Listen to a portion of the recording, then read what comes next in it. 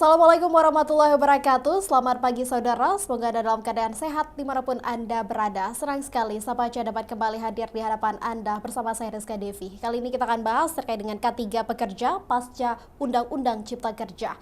Nah saudara, dalam rangka peringatan Hari Buruh, implementasi keselamatan dan kesehatan kerja K3 pasca berlakunya Undang-Undang Cipta Kerja mencakup perubahan perlindungan pekerja, efektivitas pengawasan, serta pelanggaran yang masih terjadi di lapangan.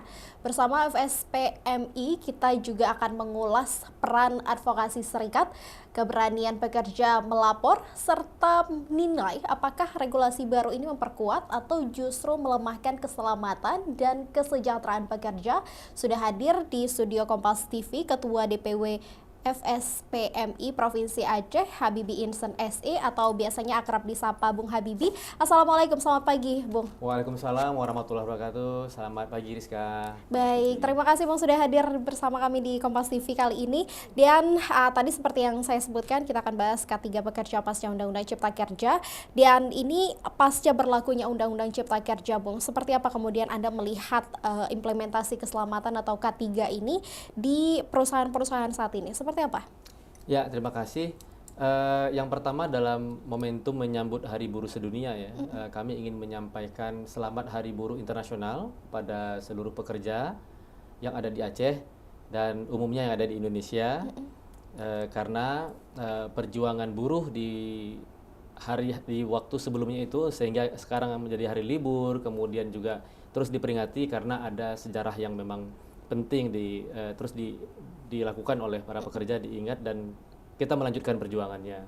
Nah kemudian terkaitan dengan K3 juga nggak akan pernah berhenti untuk dikampanyekan karena semua pekerja penting untuk bisa memahami tentang prinsip-prinsip K3, kesehatan dan keselamatan kerja, dan juga regulasi yang mengatur agar ada sistem manajemen K3 di tempat kerja, karena resiko kecelakaan ataupun mengenai keselamatan kerja ini berpotensi kepada pekerja di sektor manapun, ya, apalagi yang berhubungan dengan bahan-bahan yang berbahaya, bahan-bahan yang bisa fatality ya sampai meninggal dunia. Nah, sehingga sistem manajemen K3 ini sangat penting dan diwajibkan. Nah, tentu Undang-Undang Nomor 1 Tahun 1970 itu menjadi landasan K3, kesehatan dan keselamatan kerja bagi para pekerja di perusahaan manapun. Nah, Undang-Undang 13 2003 juga mengatur bagaimana keselamatan dan perlindungan para pekerja.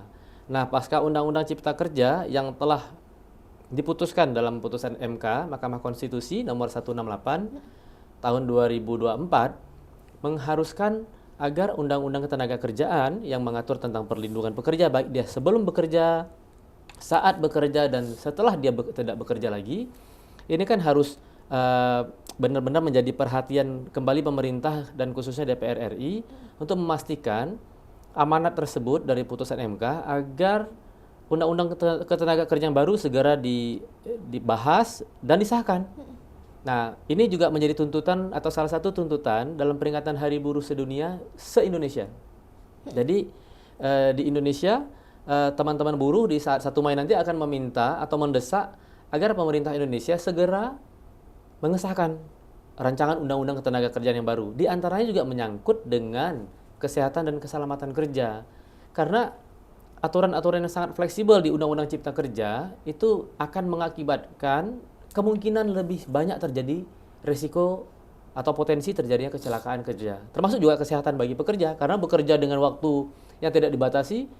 Kalau dalam Undang-Undang Ketenagakerjaan, Undang-Undang 13 2003 yang bekerja itu 40 jam 1 minggu, kemudian ada waktu libur, ya.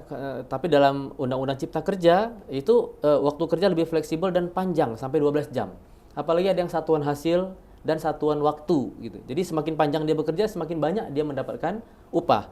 Nah, ini kalau orang bekerja harus 12 jam bahkan lebih, ini potensi terhadap kesehatan fisiknya.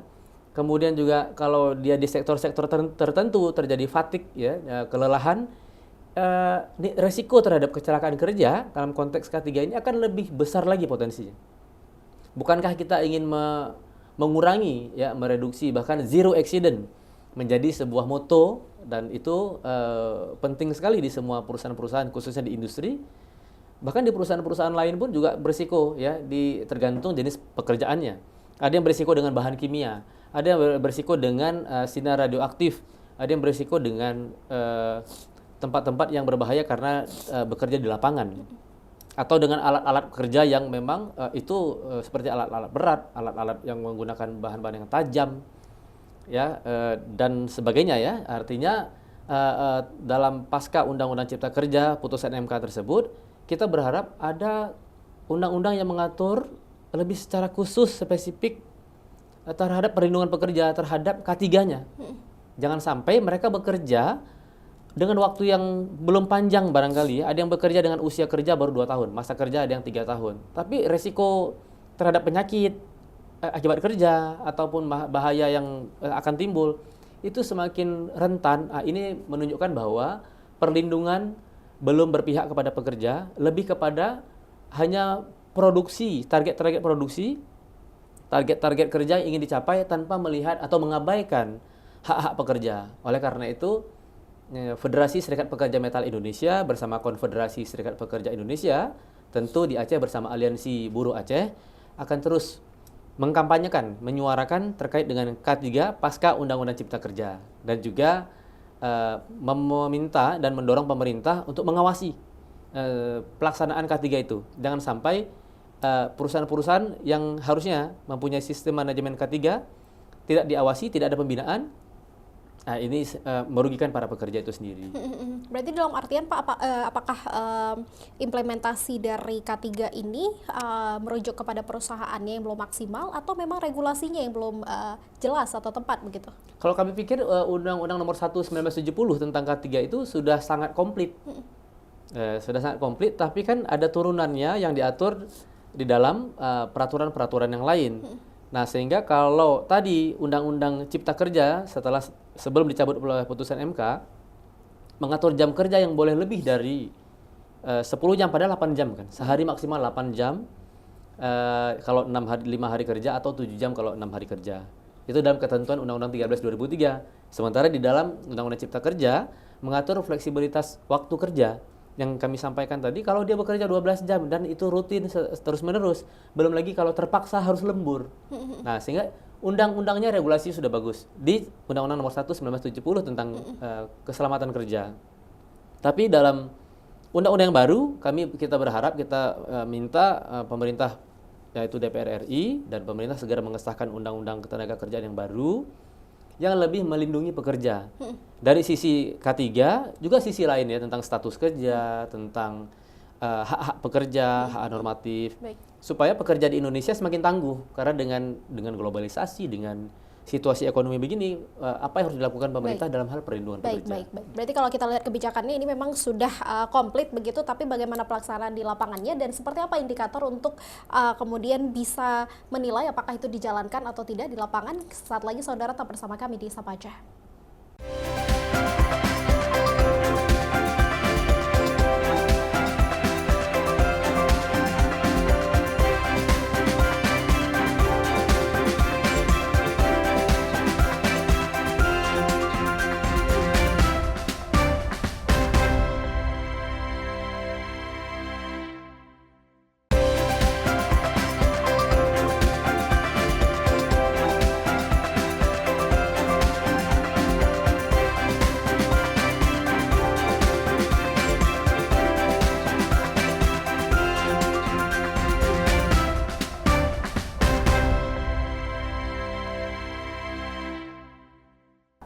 Ya, saudara, terima kasih Anda masih bersama kami di Sapa Aceh. Kita masih membahas terkait dengan K3 pekerja pasca Undang-Undang Cipta Kerja.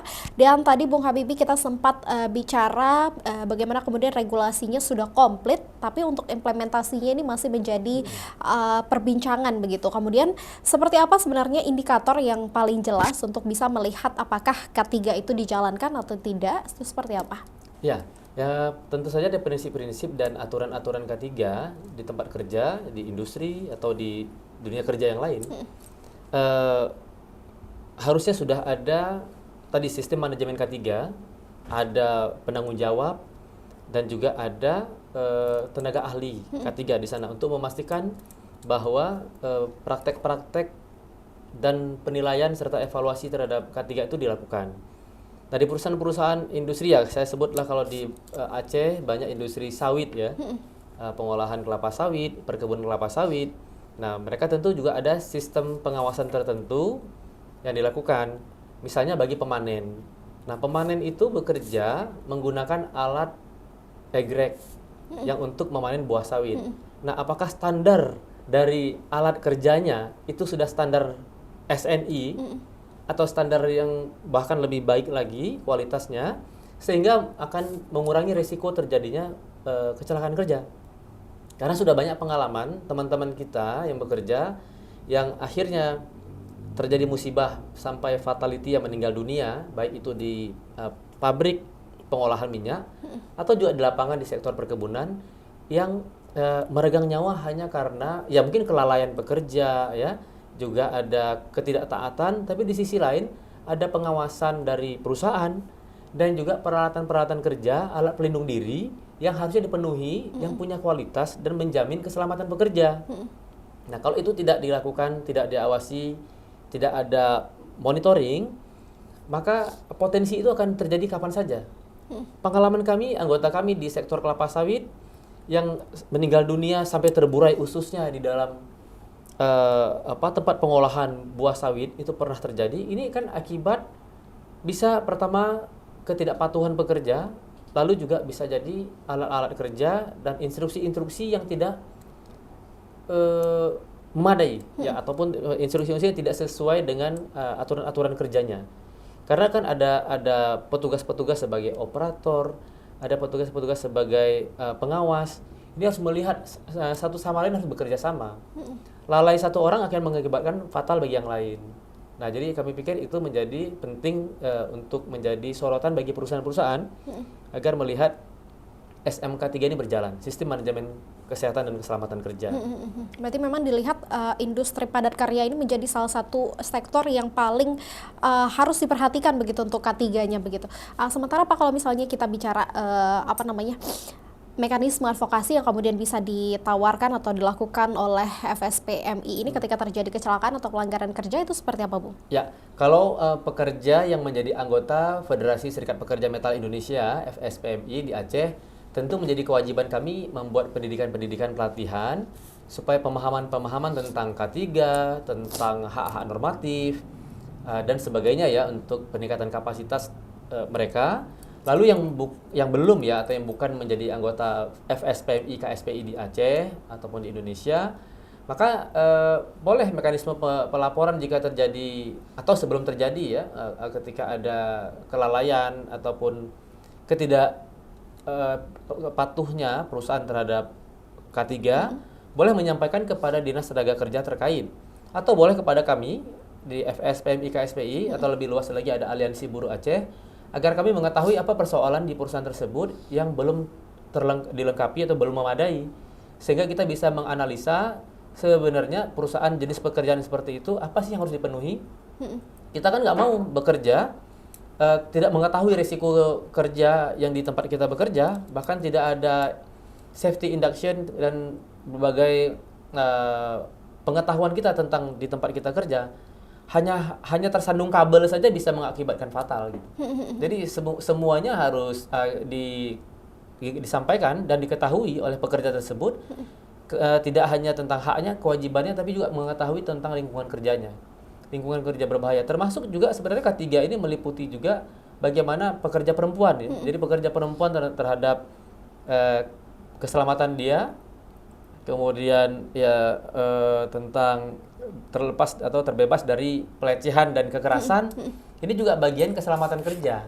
Nah, ini menjadi concern kita juga dalam mengadvokasi buruh perempuan, supaya pekerja perempuan dia pergi dari rumah untuk bekerja aman, nyaman gitu, tidak terjadi hal-hal yang berisiko buat dirinya. Baik. Ini menarik, Bung, untuk dibahas bagaimana kemudian regulasi khususnya untuk pekerja perempuan diatur. Mungkin khusus spesifiknya kita akan lihat di Aceh seperti apa kemudian regulasi yang melindungi pekerja-pekerja buruh ini. Saat lagi saudara tetap bersama kami di Sapa Aceh.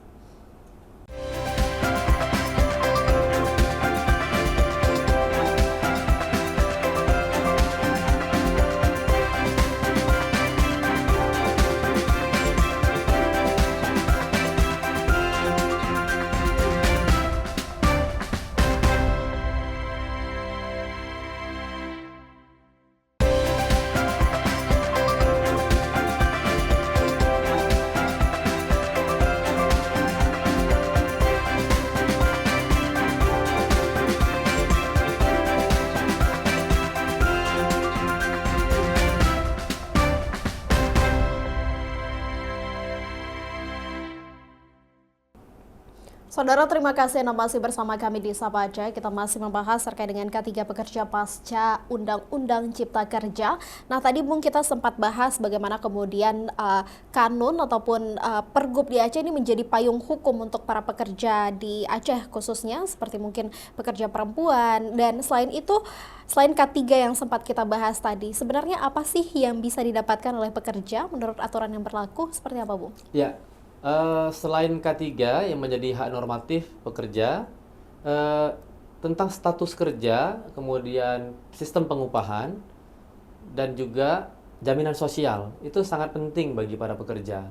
Ini juga akan kita suarakan 1 Mei 2026 sebagai isu yang terus tidak berhenti kita kampanyekan. Karena Aceh secara khusus juga punya kanun ketenagakerjaan dan kami terlibat langsung sejak 2007. 2007 kami bahas, kami sampai dengan lahirnya 2014 disahkan, dalam kurun waktu yang lumayan lama, 7 tahun baru disahkan. Kemudian di 2024 kemarin ada kanun perubahan nomor 1 tahun 2024. Nah, kanun ketenagakerjaan ini memang dengan sengaja, peluangnya ada dan secara lex spesialis di Aceh dilahirkan untuk memberikan perlindungan yang lebih protektif bagi pekerja buruh di Aceh. Aceh ini kan semuanya serba khusus. Nah, kalau khusus tentang tenaga kerja, kita bisa mengkhususkan lagi tentang hak-hak pekerja untuk sejahtera. Kemudian juga mengkhususkan lagi aturan-aturan yang sudah ada. Inilah yang membuat Aceh berbeda. Salah satunya apa? Di Aceh ada tunjangan megang bagi pekerja.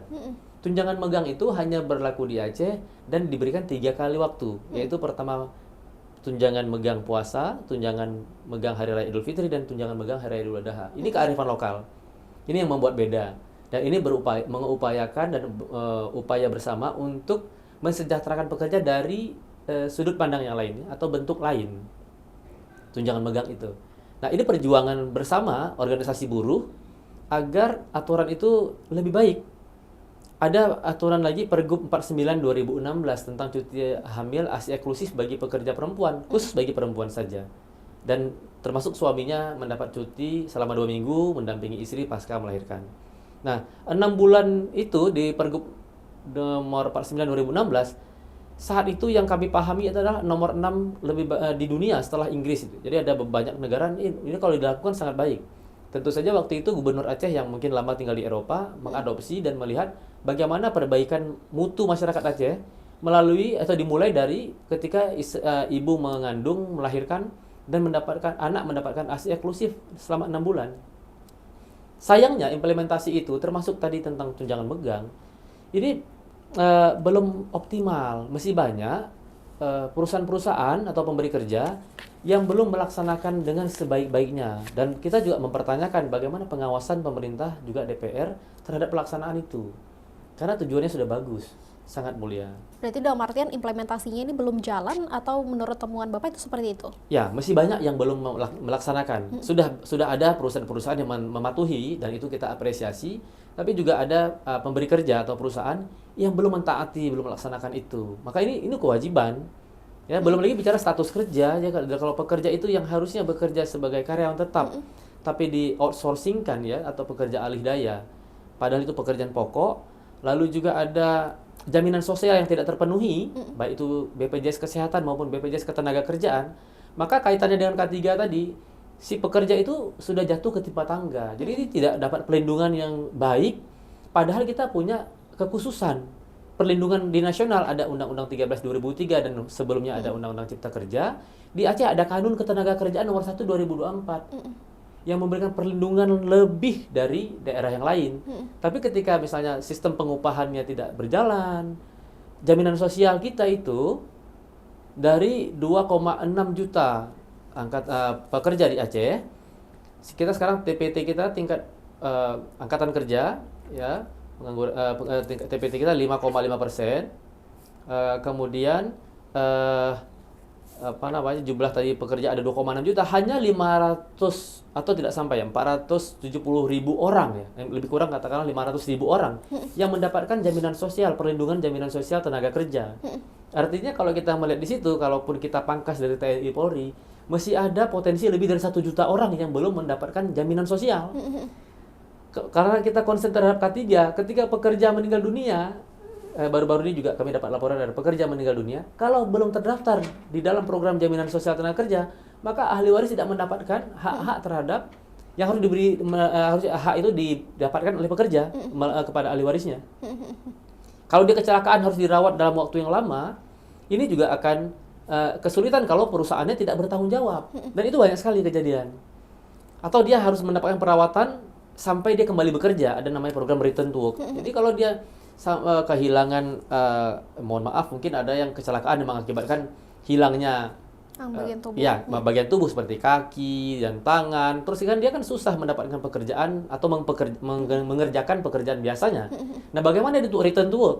Kembali bekerja. Nah, program-program di pemerintah yang sudah ada itu, kalau dia bukan peserta jaminan sosial, bagaimana dia dapatkan itu haknya? Atau dia meninggal dunia, katakanlah di Aceh, Banda Aceh banyak warung kopi, ya. Jadi kalau di warung kopi banyak ada pekerja yang terus kecelakaan kerja, meninggal dunia akibat kerja, siapa yang bertanggung jawab? Kalau dia peserta jaminan sosial, maka ada penyelenggara yang berkewajiban menyelesaikan, termasuk beasiswa untuk anaknya. Nah, itu kami pikir ini perlu kesadaran bersama tentang bagaimana K3, tentang aturan-aturan khusus di Aceh yang harus ditaati, termasuk soal tadi status upah dan jaminan sosial. Karena itu menjadi hak pekerja, dan inilah yang kita harapkan, kita sebagai pekerja buruh, apapun sebutannya, ya karyawan, pegawai, semua yang menerima upah, ada perintah kerja, ada pekerjaan, kita adalah pekerja. Labor di internasional mengatakan itu buruh, dan undang-undang kita juga mengatakan itu buruh. Baik. Berarti meskipun sudah ada leg spesialis, saat ini kalau kita lihat implementasinya ini masih perlu diperhatikan lagi fokusnya seperti apa. Baik Bung, terima kasih banyak perbincangan kita di Sapa Aceh kali ini. Dan begitulah saudara, perbincangan kita terkait dengan K3 pasca Undang-Undang Cipta Kerja. Dan jangan lupa saksikan Sapa Aceh setiap hari Senin, Rabu, dan Jumat di Kompas TV Aceh. Saya Rizka Devi, pamit undur diri. Wassalamualaikum warahmatullahi wabarakatuh.